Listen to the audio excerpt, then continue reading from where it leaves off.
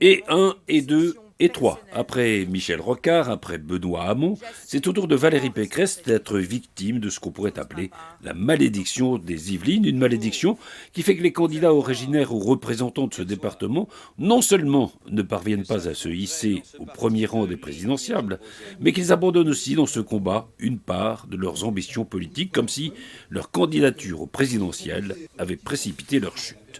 Souvenez-vous de Michel Rocard. Nous sommes en octobre 1980. Michel Rocard, qui représente la deuxième gauche, est le plus populaire des socialistes, loin devant François Mitterrand.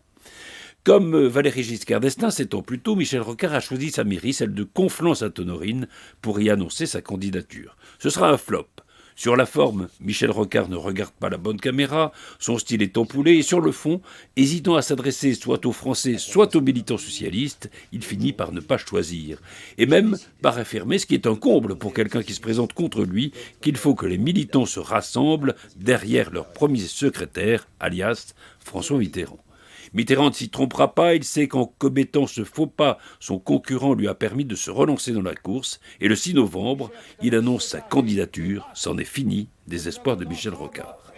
Janvier 2017, Benoît Hamon, celui qu'on n'attendait pas à pareille fête, devient le candidat de la gauche socialiste. Il a devancé Ségolène Royal, Arnaud Montebourg et battu à plate couture l'ancien Premier ministre Manuel Valls au deuxième tour des primaires, obtenant plus de 58% des voix des militants.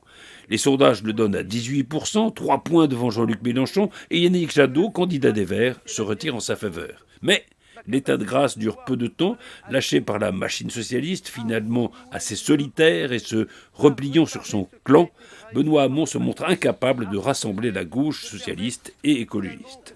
Ce renfermement sur soi va provoquer la chute de Benoît Hamon. Les électeurs de gauche s'éloignent, les plus radicaux se tournent vers Jean-Luc Mélenchon, les plus modernistes rejoignent Emmanuel Macron et Benoît Hamon se retrouve dans les sondages au-dessous de la barre fatidique des 10%. La glissade commence, elle ne s'arrêtera pas. Avec à peine plus de 6% des voix, Benoît Hamon conduira la gauche socialiste vers son pire échec électoral depuis le congrès d'Épinay. Ironie de l'histoire, ce score, pour lamentable qu'il soit, aurait sans doute fait rêver une Anne Hidalgo qui n'a même pas atteint les 2% des suffrages. Le 2 décembre 2021, le résultat du premier tour des primaires internes à LR réserve une grosse surprise. Tout le monde attendait Xavier Bertrand et c'est le très droitiste Éric Ciotti qui arrive en tête.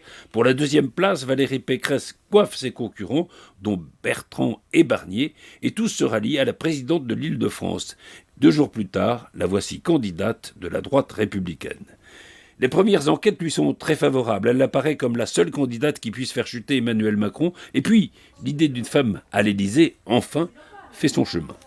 Reste un problème de fond. Valérie Pécresse, qui a débuté à ses côtés lorsqu'il était président de la République, se dit chiracienne. Or, comment concilier ce chiracisme, c'est-à-dire ce radicalisme bontain qui respire la Corrèze et le bon sens, et les thèses ultra-droitières défendues par le sparadrap Ciotti qui colle à Valérie Pécresse comme la moule s'accroche au rocher?